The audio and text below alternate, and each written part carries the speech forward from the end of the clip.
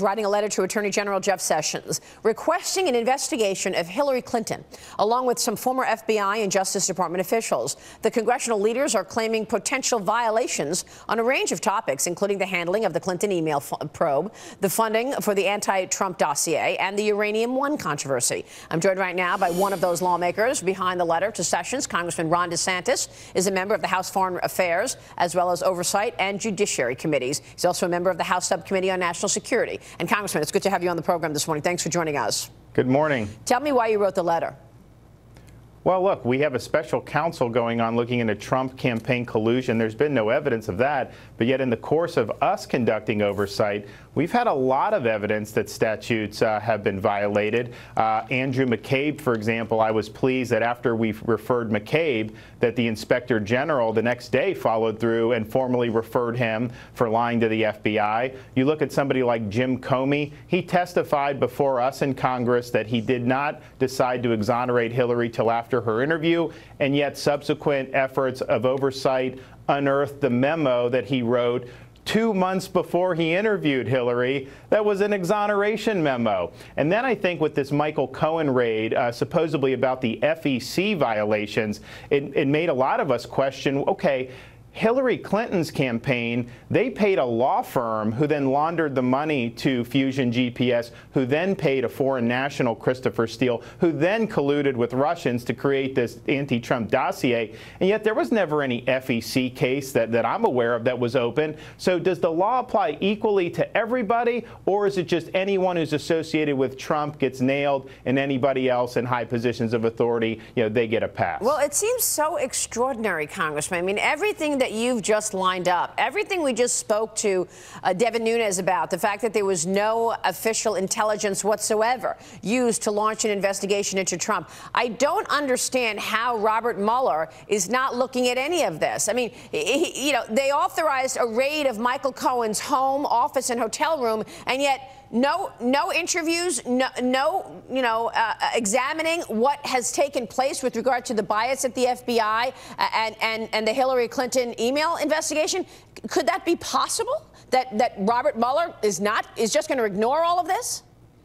Yeah, I think that's what he's doing. Look, you look at who he hired. I mean, he handpicked a lot of people who could be, in the general counsel's office at the Democratic National Committee. I mean, that's just what he did. I think that was a huge mistake. I think it's hurt the credibility of his investigation. But here we are, Maria.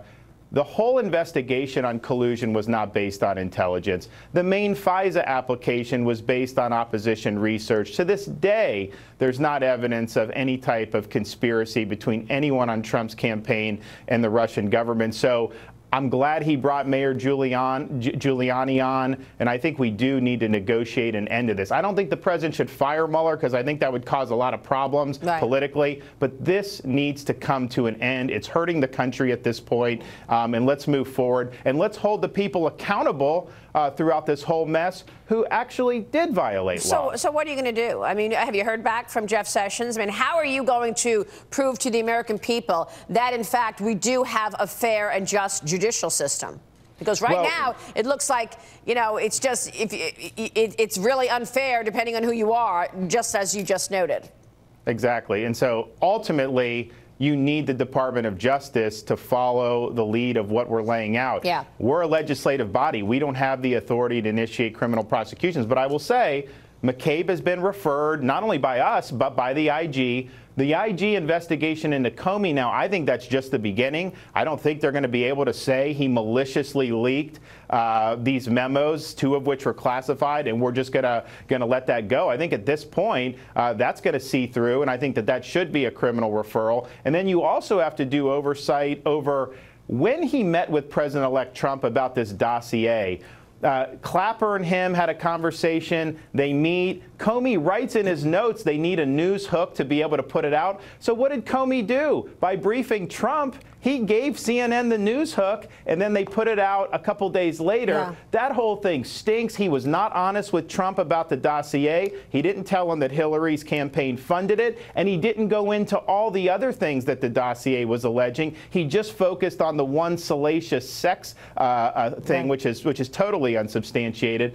Man, it seems like he had it out for Donald Trump from day one. Yeah, it really does seem that way. All right, and I wonder if Comey is going to be able to see those servers that the FBI never got to see from the DNC after they were hacked. He didn't have much of an interest in getting those servers, did he, Maria? Really no interest in that. Man, they really want to get in Michael Cohen's office, but they didn't have interest in those servers. This is so extraordinary, Congressman. Real quick before you go, North Korean leader says we no longer need nuclear and missile tests. Wow. If North Korea is giving up its nuclear capability, this is also an extraordinary move. And obviously, we have to look at the president's treatment of North Korea and say what an incredible job he did, if this is true. Do you believe this?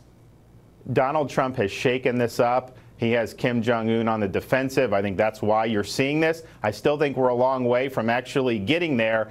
But, man, we have a pathway now because this president is the first president in a generation to actually take this problem on head on and say, I'm not just going to put my head in the sand and let the problem get worse. So, boy, if we could get that done, that'd be one of the best achievements, I think, since Ronald Reagan helped end the Cold War. It's absolutely incredible. So we'll be watching that. Congressman, good to see you, sir. Thank you. Thank you. We will see you soon, Congressman Ron DeSantis. We are remembering the life and legacy of former First Lady Barbara Bush this morning, what her son, President George W. Bush, and former First Lady Laura Bush had to say about her a day after her passing. My exclusive